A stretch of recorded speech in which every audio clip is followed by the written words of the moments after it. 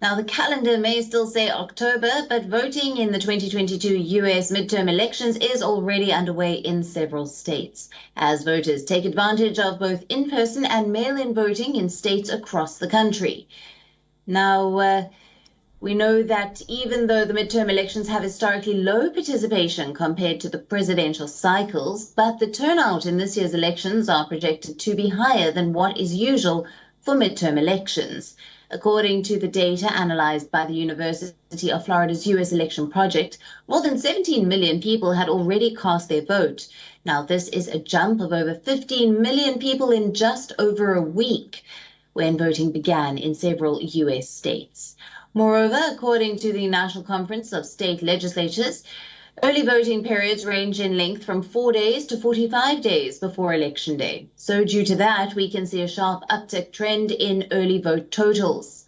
In Florida, in-person early voting began on Monday in 37 Florida counties. The state has already seen some of the highest numbers of voter turnout, leading the nation in early vote totals at almost 2.2 million.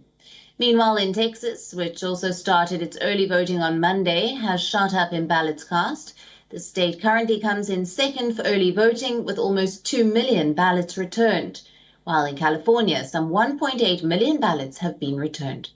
Now, as the midterm election is just over the horizon, that will determine the seats in the two chambers of Congress, 1/3 of those in the Senate and all in the House of Representatives, as well as some governors and local officials. The elections will decide control of Congress, which will have a major impact on the remaining 2 years of Joe Biden's presidency, as at the moment, Democrats hold a majority in both the House and the Senate.